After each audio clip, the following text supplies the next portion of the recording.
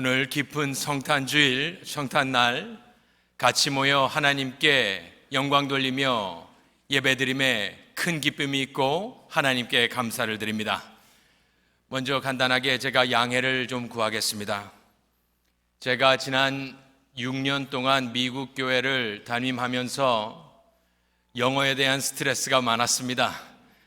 그래서 내가 굳이 성탄절 오늘 예배에서 스트레스를 받아야겠나 해서 오늘은 우리 영어권 분들께 양해를 구합니다.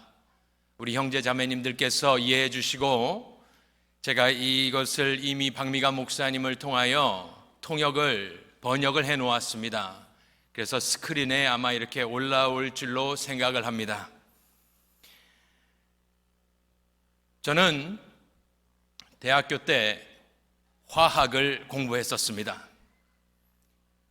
가끔 실험실에 들어가면 무엇을 끓여야 되는 때가 있습니다. 계속 불을 놓고 끓입니다. 그러면 보통 3시간에서 5시간, 많게는 6시간 동안 그 액체를 끓이고 나면 남는 결정체가 있습니다. 오늘 말씀은 마치 그것과 같습니다.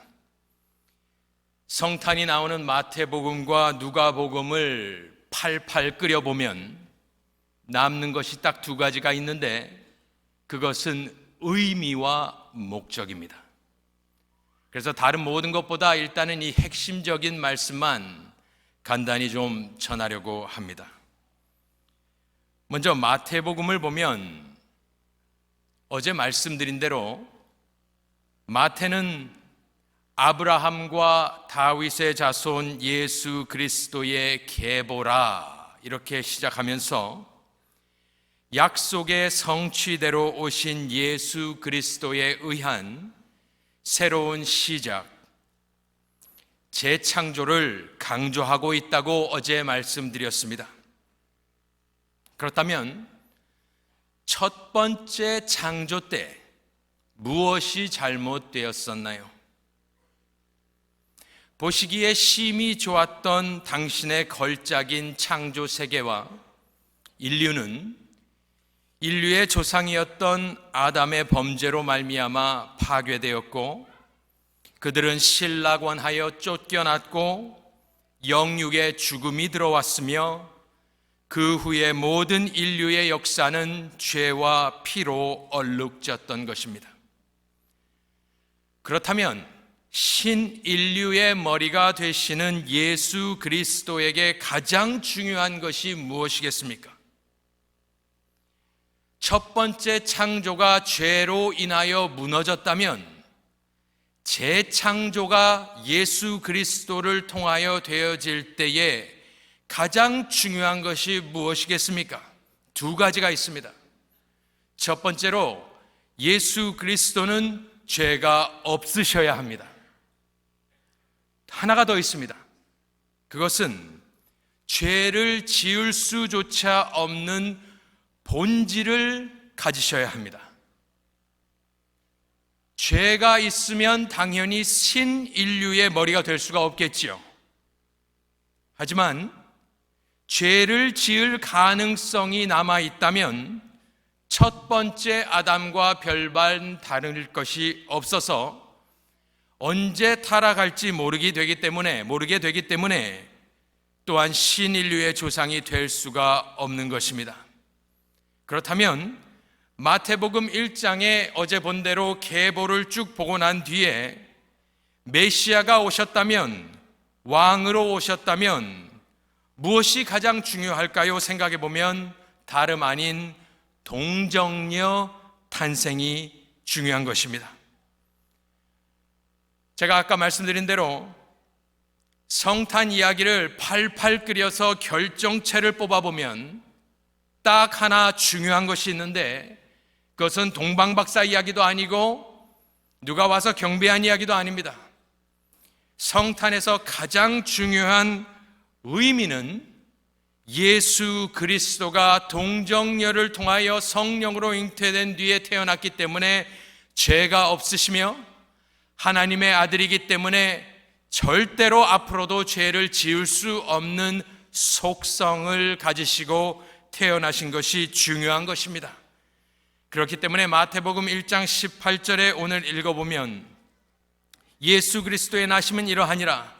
그의 어머니 마리아가 요셉과 약혼하고 동거하기 전에 성령으로 잉태된 것이 나타났더니, 이것이 중요했기 때문에 한 번 더 사람들이 실수할까 봐 25절에 확인시켜 줍니다. 아들을 낳기까지 동침하지 아니하더니 낳음에 이름을 예수라 하니라. 성령으로 잉태되었기 때문에 원죄가 없으신 하나님의 아들, 영원하신 하나님께서, 성자 하나님께서 육신을 입고 이 땅에 오셨으므로 혹시 나중에 이분이 범죄하지 않을까, 인류의 조상이었던 아담처럼 또 나중에 범죄하면 어떻게 할까 염려할 필요 없이 영원히 범죄할 수조차 없으신 예수 그리스도, 그분을 우리는 믿고 신뢰하며 끝까지 그를 따라가 구원받을 수 있는 줄로 믿습니다. 그래서 성탄의 기쁨의 가장 큰 기쁨의 소식은 우리의 왕으로 오신 구세주 예수 그리스도께서 두 번째이자 마지막 아담으로 성령으로 잉태되어 동정녀에게 나셔서 원죄 없이 태어나시고 절대 다시 죄에 굴복하실 수 없는 분이시기 때문에 그 안에 있는 구원은 영원하며 안전한 줄로 믿습니다. 그것이 바로 오늘 성탄의 의미입니다. 두 번째로, 성탄의 목적이 무엇일까요? 다시 한번 누가복음을 팔팔 끓여보면 무엇이 남겠습니까? 결정체로. 누가복음 2장 13절과 14절의 말씀입니다. 이것은 목자들에게 나타났던 일인데, 천사들이 나타나서 이러한 사건이 있었습니다.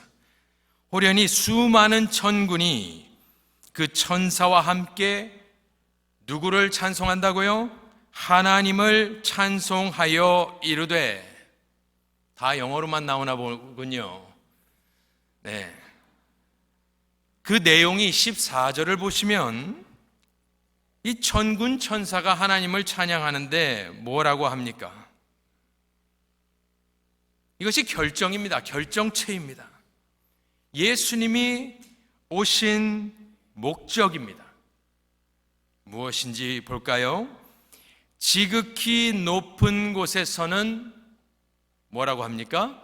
하나님께 영광이요, 땅에서는 하나님이 기뻐하신 사람들 중에 평화로다 하니라. 우리는 보통 예수 그리스도의 이 땅에 오신 목적이 죄인을, 그의 백성을 그의 죄에서 구원케 하심, 즉 죄인의, 인간의 구원의 목적이 있다고 생각을 하지만 그것은 궁극적인 목적은 아닌 것입니다. 예수님이 이 땅에 오신 것은 죄인을 구원하심으로 말미암아 하나님께 영광을 돌려드리기 위하여 이 땅에 오신 줄로 믿으시기 바랍니다. 그것이 성탄의 목적입니다. 어떤 의미에서 인간의 구원은 수단일 뿐입니다. 물론 당연히 우리를 구원하러 오셨지만 우리는 하나 더 보아야 하는데, 그것은 천군 천사가 알려주었습니다. 높은 곳에서는 하나님께 영광이요. 어제 읽은 대로 오랜 세월 동안 기다려와서 예수 그리스도가 탄생한 목적은 하나님께 영광인 줄로 믿습니다. 그런데 하늘에서 하나님께 영광뿐만 아니라 또 무슨 이야기를 하느냐 가만히 보면, 땅에서는 하나님이 기뻐하신 사람들 중에 평화로다 하니라. 보십시오. 디모데전서 2장 5절에 따르면 하나님은 한 분이시요 또 하나님과 사람 사이의 중보자도 한 분이시니 곧 사람이신 그리스도 예수라 하였습니다. 즉 예수 그리스도 한 분만이 하늘과 땅을 이으실 수 있는 분이신 것입니다. 그렇기 때문에 오늘 천군 천사의 노래에서도 하늘의 영광을 이야기하지만 사닥다리와 같이 땅까지 연결이 되어서 땅에서는 하나님이 기뻐하신 사람들 중에 평화로다 하였습니다.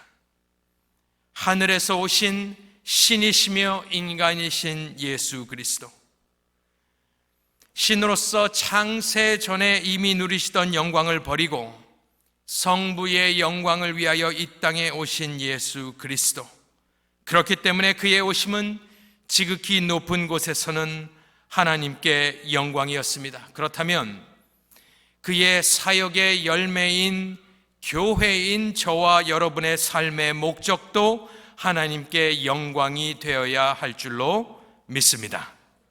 그것이 저와 여러분의 교회의 존재의 목적인 것입니다.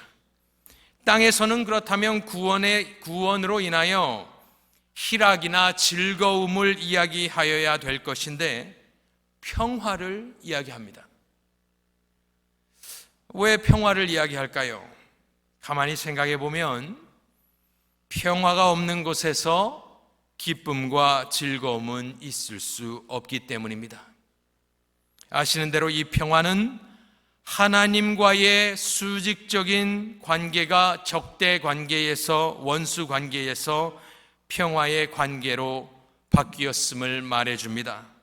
어떻게 그 평화가 이루어지었습니까?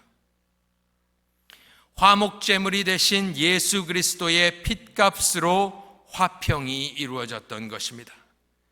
그 결과 성탄의 선물로 오신 예수는 우리를 위하여 죽기 위하여 육신을 입으실 수밖에 없었던 것입니다. 하나님과 죄인들과의 화평을 위하여 죽으셨던 것입니다.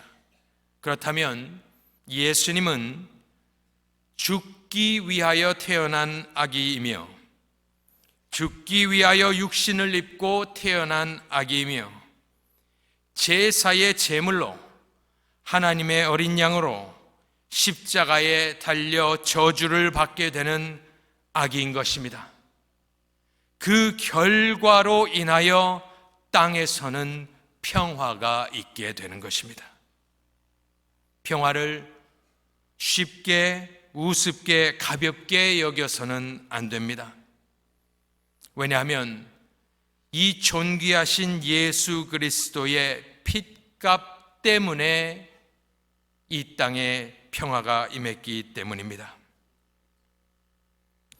성탄의 의미와 목적을 그렇게 천군 천사는 이야기를 하였습니다. 다시 짚어보겠습니다. 의미가 뭐라고요? 원죄가 없으신 동정녀에게 탄생하신 예수 그리스도는 모든 믿는 자 신인류의 머리가 되신다. 목적은 무엇입니까?